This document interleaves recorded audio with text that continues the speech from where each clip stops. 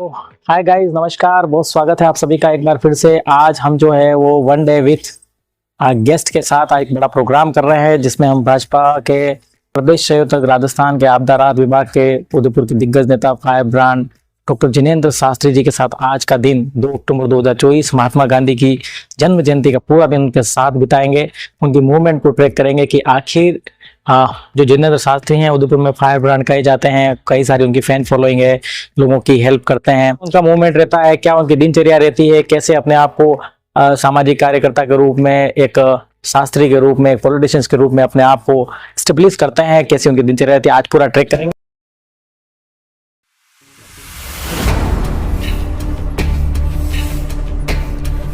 तो भैया जय जिनेंद्र। और भाई क्या हाल है? बस बढ़िया।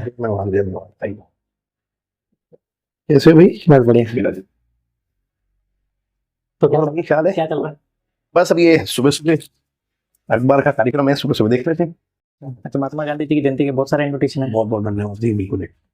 दोस्तों, आज हमें उदयपुर के डॉक्टर जिनेंद्र शास्त्री जी के साथ, आज 2 अक्टूबर महात्मा गांधी जी की जयंती भी है, लाल बहादुर शास्त्री जी की जयंती भी है। बड़ा दिन है आज, और जिनेंद्र शास्त्री जी को कई सारी जगह से इन्विटेशंस आज मिले हैं, और पूरा दिन हम इनकी दिनचर्या को ट्रैक करेंगे। दोस्तों, हमने एक नया प्रोग्राम शुरू किया है, वन डे विथ, इसको गेस्ट के साथ हम लोग करेंगे। वन डे विद गेस्ट, जिसमें गेस्ट कोई भी हो सकता है, एमएलए हो सकते हैं, एमपी हो सकते हैं, ब्यूरोक्रेट्स में जिला कलेक्टर, सीएमएचओ, या फिर एक आम आदमी पॉलिटिशियंस भी हो सकते हैं, जिसमें भैया आज हमारे गेस्ट हैं, जिसमें हम सर की पूरे दिन की बहुत बहुत धन्यवाद। स्वागत है सर आपका आज के इस शो में हमारा। बहुत बहुत धन्यवाद, आपने मुझे इसके योग्य समझा। जी, मैं प्रयास करूंगा कि जो मेरा दिन भर का शेड्यूल होता है मैं आपके साथ उसको शेयर करूँ।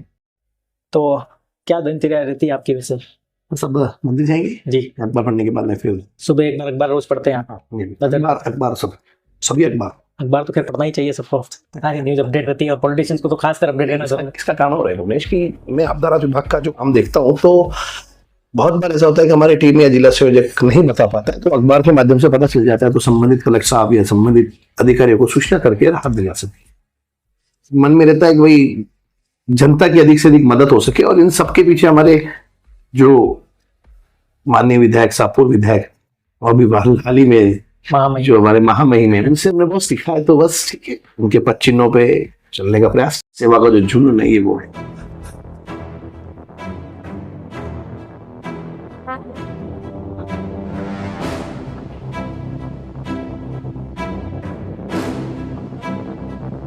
मंदिर से हाँ बिल्कुल, ये मंदिर जाना रोज नियमित मंदिर रोज आते हैं जी। हो सकता है समय का थोड़ा आगे पीछे हो जाए, लेकिन प्रयास करते हैं कि बिना मंदिर जाए भोजन नहीं करे।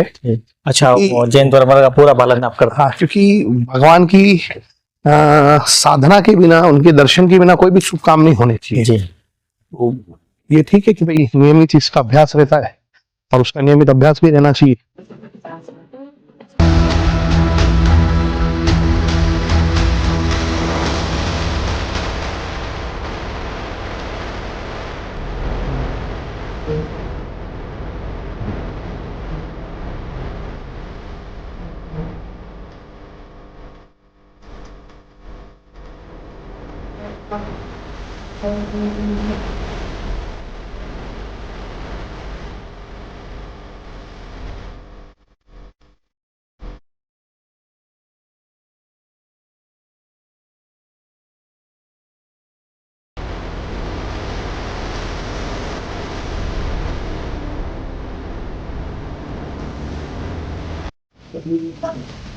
तो शास्त्री जी, आप नेता हैं, पंडित हैं, शास्त्री हैं, सामाजिक कार्यकर्ता हैं, क्या किस पहचान में अपने आप को रखना ज्यादा पसंद करते हैं? मैं अपने आप को एक भारतीय और एक डॉक्टर जिनेंद्र शास्त्री रखना पसंद करना चाहूंगा। ये सब कार्य के अनुसार बनता रहता है।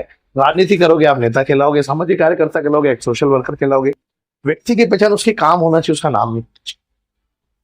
तो आप मतलब समाज की सेवा की आपका प्रथम प्राथमिकता है? बिल्कुल, समाज हो यार, राष्ट्र सेवा, यही हमारी प्राथमिकता।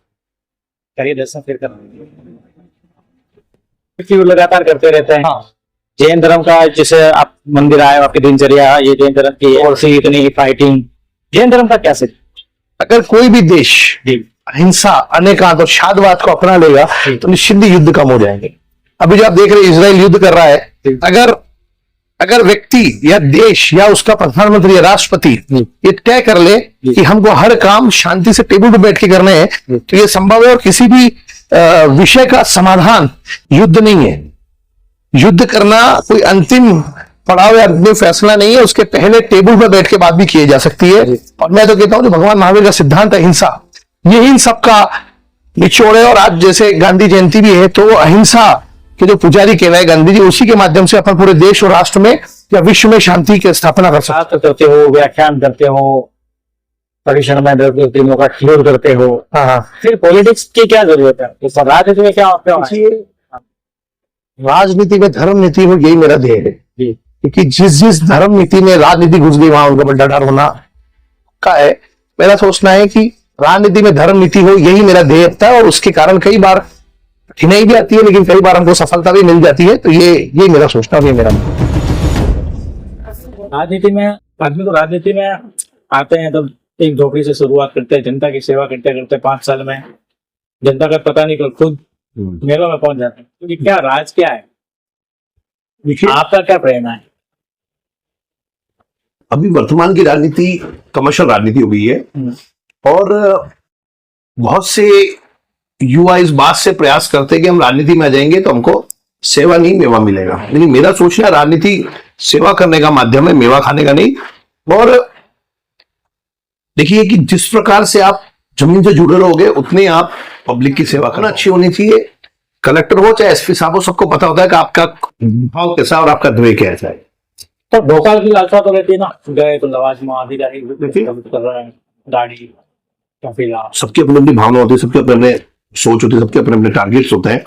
ऐसा नहीं है, जब आप काम करते हो तो सहज ही आपके साथ प्रसिद्धि जुड़ जाती है, आपको श्रेय जुड़ जाता है। और मैं तो कहता हूं कि जब आप अच्छे काम करोगे तो सहज ही आपके साथ एक कारवा जुड़ता चला जाता है। इसमें भोकाल के मेरे हिसाब से भोकाल जैसी कोई बात नहीं होनी चाहिए। के साथ में यहाँ देखते हैं इंटरव्यू कैसे लेते हैं दैनिक बस्तर वाले, कैसे इंटरव्यू करते हैं। FM 94.3 माय FM जियो।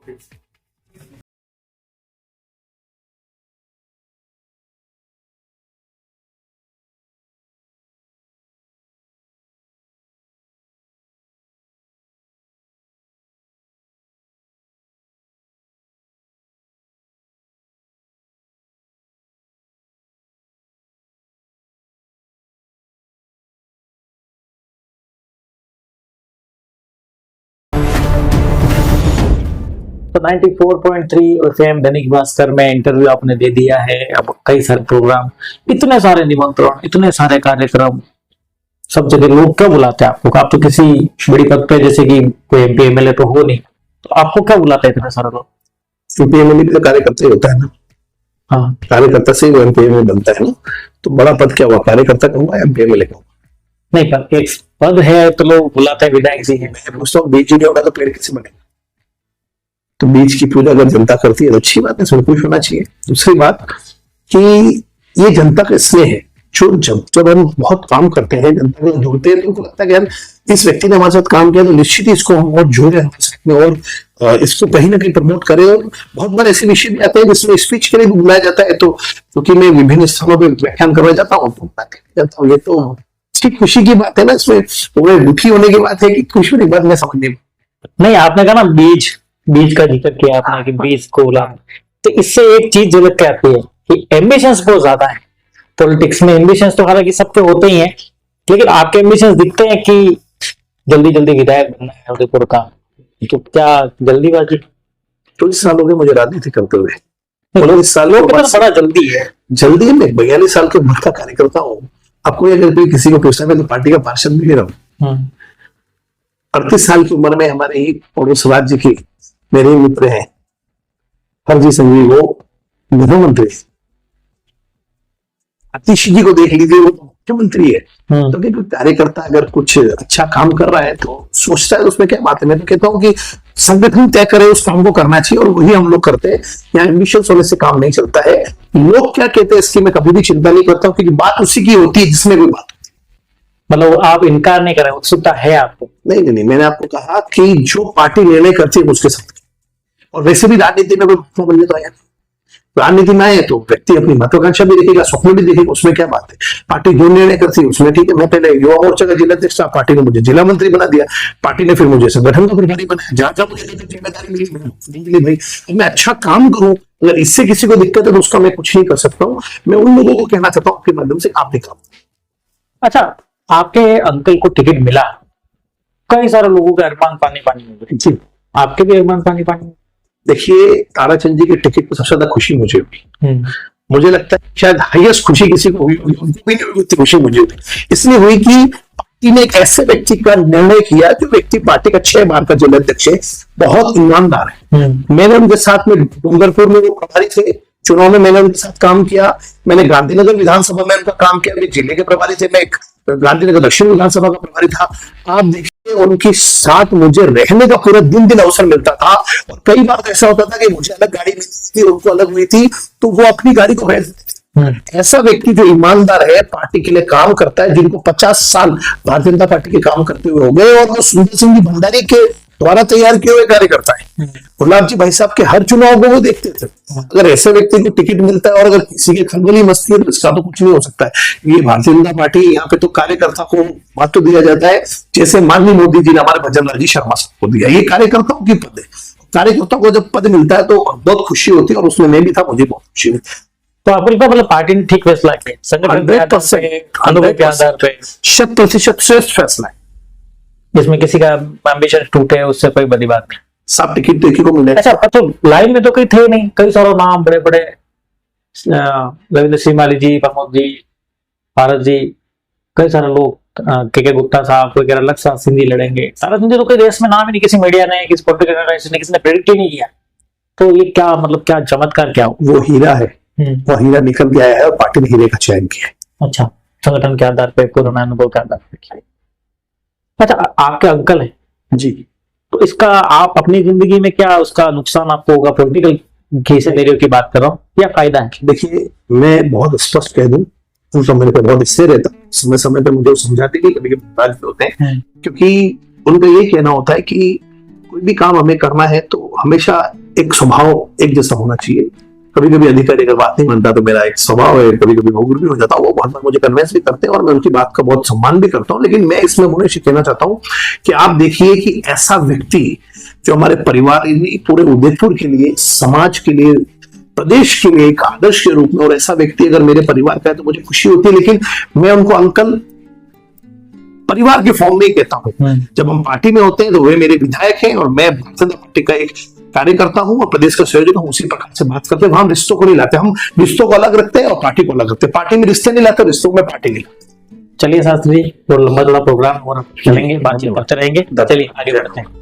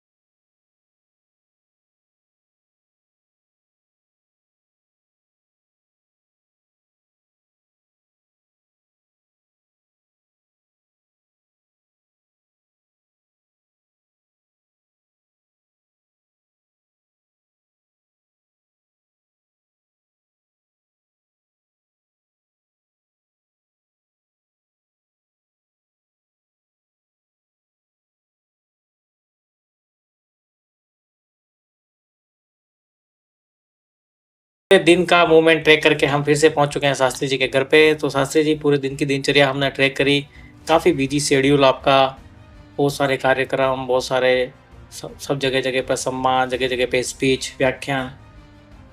वो हम लोग बात कर रहे थे उदयपुर में विधायकी की।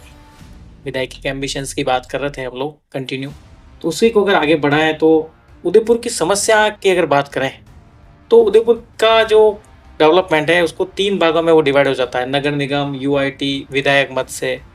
तो कभी भी कोई बड़ी प्रॉब्लम होती है तो जनता जब सवाल करती है तो यूआईटी कहती है कि नगर निगम देख रहा है, नगर निगम कहता है कि विधायक दिखेगा। तो जनता कहाँ जाए? आप कैसे देखते हैं इसको? नहीं, जनता आए, हमारे जनप्रतिनिधियों के पास आए, उसका समाधान करेंगे। अगर यूआईटी संबंधी समस्या है तो माननीय ताराचंद जी हमारे विधायक हैं, उनके पास आए, पार्टी काले बैठते हैं नियमित। सांसद साहब मन्नालाल जी रावत साहब भी जन सुनवाई करते हैं, उनके पास जाए। हमारे राज्यसभा के सांसद चुनीलाल जी गरासिया साहब हैं, उनके पास आए। और अगर ग्रामीण की समस्या है तो फूल सिंह जी मीणा के पास आए। और अगर कुछ युवाओं की समस्या है और आपको लगता है कि किसी कार्यकर्ता के माध्यम से जाना है तो हमारे पास आए, हम समस्या का समाधान करेंगे, हमारे को इसमें कोई आपत्ति नहीं है। और हमारे कार्यकर्ताओं के द्वार सदैव जनता के लिए खुले हुए हैं। अच्छा, समस्याओं की अगर मैं आपको एक बात बताऊं तो एक चीज़ बड़ी कॉमन देखी जाती है कि विकास के नाम पे सड़कें चौड़ी कर रहे हैं, फिर वापस सकरी कर रहे हैं, फिर तोड़ रहे हैं, फिर ठीक कर रहे हैं, फिर तोड़ रहे हैं, फिर ठीक कर रहे हैं। तो ये मतलब क्या जानबूझ के करते हैं या फिर क्या प्लान चेंज हो जाता है? आरोप ये भी लगते हैं कि अपने ठेकेदारी को रेगुलर चलती रहे, इसके लिए ये सब किया जाता है। पहले छोटा बनाया, फिर बड़ा डिवाइडर बनाया, फिर उसको तोड़ा, फिर वापस ठीक किया। सेक्टर 4 की रोड की जैसे अपन बात करें, इतना अच्छा रोड था, बड़ा सा बड़ा बीच में गार्डन दे दिया, बीच में बहुत बहस चली कि वो इनरिलेवेंट है, उसका कोई उपयोग नहीं है। सूरजपुर का सर्कल बिना डिजाइन का बनाया, फिर उसको ट्रैफिक की समस्या, फिर छोटा किया, और छोटा करना पड़ सकता है। तो क्या ये सब?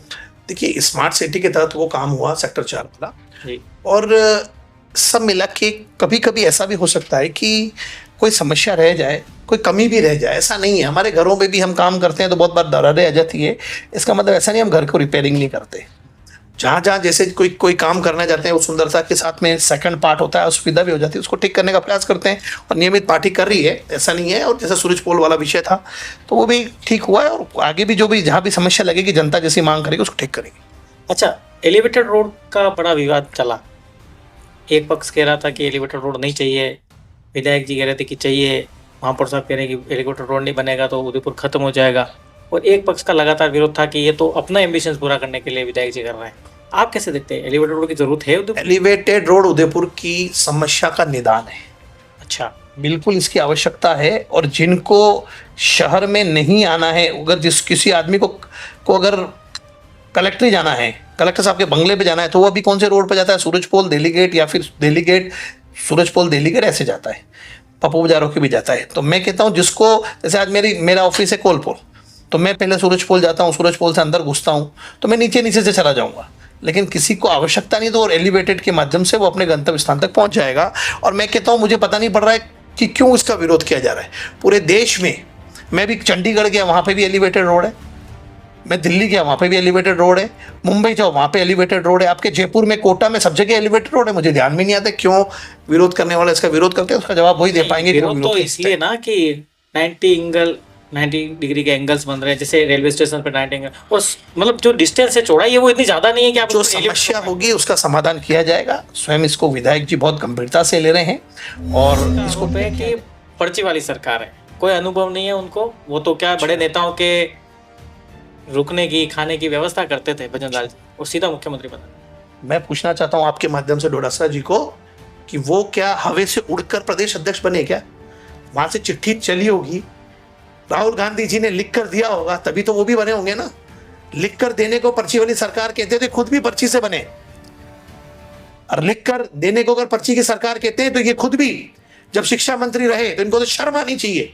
इनके ऊपर तो मुकदमे चलने चाहिए। अगर हमारा कोई बस चले तो हम तो इनको जेलों में डाल दें, क्योंकि ये तो खुद दोषी हैं। इनकी सरकार में पेपर लीक हुआ और लाखों विद्यार्थी रोड पर आए, इन्होंने उसकी जिम्मेदारी भी नहीं दी। इनको हक नहीं है पूछने का। एक उंगली अगर आप किसी को दिखाते हो तो 4 उंगली डोडासरा जी आपकी तरफ है।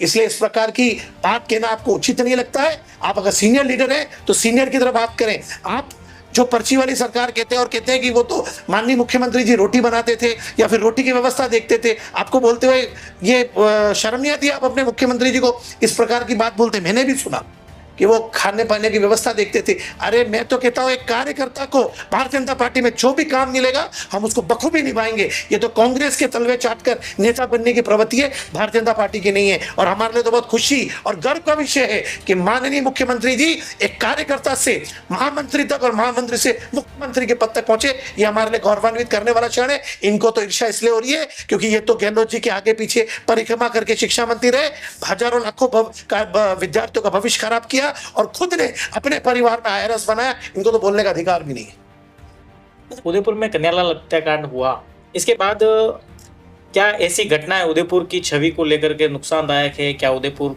की इमेज इससे खराब होती है? कैसे देखते हैं आप इसको? कन्हैयालाल हत्याकांड उदयपुर के लिए एक दाग लगाने वाला काम है जी। और ये साजिश जिन लोगों ने की जी। उन लोगों ने मेरे उदयपुर को, मेरे शांत शहर को दागीला कर दिया।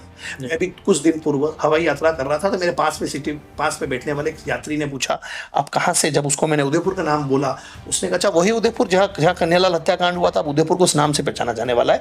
बिल्कुल ठीक बात है।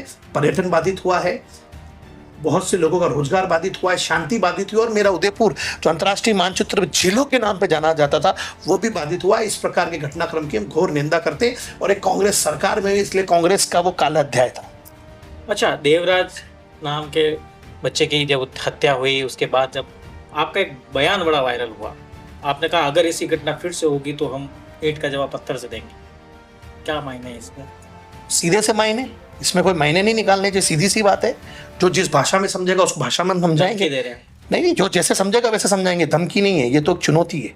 हम कोई मार खाने के लिए नहीं है जी। ये भारतीय जनता पार्टी के हम कार्यकर्ता होने के पहले मैं एक हिंदूवादी आदमी भी हूँ जी। ये क्या तरीका हो गया? कोई किसी को भी मार देता है, कोई हर बार ये घटनाएं कैसे किसी व्यक्ति द्वारा की जा सकती है, किसी समाज विशेष के द्वारा की जा सकती है? क्यों की जा सकती है? क्या आप भी तो अंग है ना, आपने भी तो इस आज़ादी में योगदान दिया। कहाँ किस ओर जा रहा है आपका समाज और कहाँ जाना चाहते हैं आप लोग? इस पर मंथन करें। और मैं आपके माध्यम से कहना चाहता हूँ उन लोगों को जो लोग इस प्रकार के कृत्य में लिप्त हैं और उनके समाज उनका खिलाफत नहीं करे, मैं तो कहना चाहता हूँ उनको पूरे समाज के साथ में उसका विरोध करना चाहिए था। वो किया क्या उन लोगों ने? मैं फिर कह रहा हूँ और उसमें कटिबद्ध हूँ। अगर अब की बार होगा इतिहास। बुलडोजर की बात की आपने कि बुलडोजर एक्शन हो रहा है भजनलाल जी की सरकार में, बड़ा कंट्रोवर्सी वाला डिसीजन है कि न्याय संगत नहीं। अभी सुप्रीम कोर्ट ने एक टिप्पणी भी की कि आप ऐसे किसी का घर नहीं गिरा सकते। तो बुलडोजर का क्या परिपट है, आप कैसे देखते हैं? क्या बुलडोजर? मैं न्यायपालिका का बहुत सम्मान करता हूँ जी, उसके खिलाफ कुछ भी कहना मेरे लिए ठीक नहीं है, लेकिन मुझे लगता है शायद इस प्रकार की बुलडोजर के द्वारा ही अब अपराधियों पर नकेल कसी जा सकती है। क्योंकि अगर वो अपराध करेगा तो उसके मन में ये भय होगा कि मैं तो अपराध करके चला जाऊंगा लेकिन मेरा परिवार पीछे बहुत संकट में आ जाएगा। इसलिए मैं मानता हूँ कि बुलडोजर ठीक है और बुलडोजर तो चलना ही चाहिए। माननीय एससी कोर्ट ने, सुप्रीम कोर्ट ने ये कहा है कि उन्होंने उस बुलडोजर चलाने पर रोक नहीं लगाई। उन्होंने कहा है, जहां तक मैंने पढ़ा है, कि जो भी इस प्रकार के कृत्य करने वाले हैं, आपराधिक प्रवृत्ति, उस पर देख परख कर किया जाए। ठीक है, सरकार देखेगी और जिसको जैसा जवाब देना हो सरकार करेगी। भजनलाल सरकार बहुत अच्छे से चल रही है और हमको खुशी है कि बुलडोजर प्रथा राजस्थान में भी लागू हुई है। भाजपा कांग्रेस की राजनीति बड़ी पुरानी है, लेकिन अब आप डूंगरपुर जिले के प्रभारी भी रहे, वागड़ में आप राजनीति को आपने भापा भी है, वहाँ के टेम्परेचर को जानते हैं आप।